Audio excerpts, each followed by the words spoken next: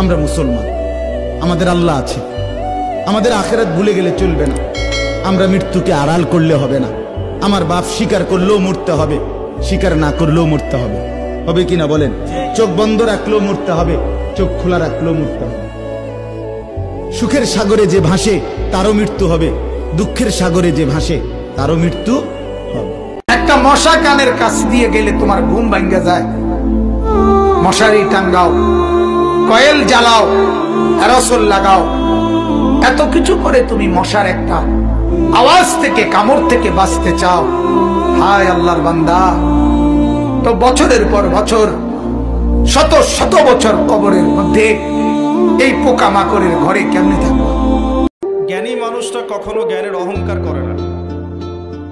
যার ভিতরটা পরিপূর্ণ সে খুব একটা বাজে না। খালি কলসি যেগুলো সেগুলো বাজে, ভরা কলসি যেগুলো সেগুলো কিন্তু বাজে না। সাগরের কথা একটা লেকচারে বলেছিলাম, সমুদ্রের নিচে অনেক সম্পদ আছে, কিন্তু সমুদ্র খুব শান্ত থাকে। যার ভিতর যত বেশি সম্পদ, যত বেশি জ্ঞান, যত প্রজ্ঞা, সে তত শান্ত বিনয়ী হয়। আর যার ভিতরে জ্ঞান কম, যার ভিতরে সম্পদ কম, প্রজ্ঞা কম, হিকমা কম, তার লাফালাফি তত বেশি হয়। যে আল্লাহ পাক আপনাকে বাঁচিয়ে রাখতে পারেন, সে আল্লাহ পাক আল্লাহর পথে সময় দিলে আপনাকে অফুরন্ত রিজিকও তো দিতে পারেন, পারেন না? আপনি আল্লাহর হয়ে যান, বাকি সব আল্লাহ আপনার দায়িত্ব নিয়ে নেবেন। ইনশাআল্লাহ আপনি নিজে আল্লাহর হয়ে যান, আপনার সবকিছু দায়িত্ব কে নিয়ে নেবে? আল্লাহ নিয়ে নেবে। আল্লাহ আছেন আমার সাথে, আল্লাহ আমাকে দেখছেন, আমার কথা শুনছেন, আমার জীবনের সবগুলো ডিপার্টমেন্ট আমি আল্লাহ ভীতি দিয়ে ঢেলে সাজাবো ইনশাআল্লাহ।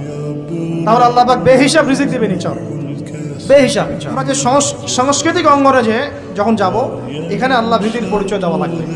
আমি এমন কোন সংস্কৃতি ফলো করতে পারবো না যেটা আল্লাহর বিরুদ্ধে যায়, রাসূলের বিরুদ্ধে যায়। আল্লাহ বলেছিলেন যে যখন আমি কোনো বান্দাকে ভালোবেসে ফেলি, তখন আসমানের ফেরেশতাদের সামনে আমি তার নাম ঘোষণা করি এবং জিবরাইলকে ডেকে বলি যে আমি ওই বান্দাকে ভালোবাসি, তুমিও তাকে ভালোবাসো।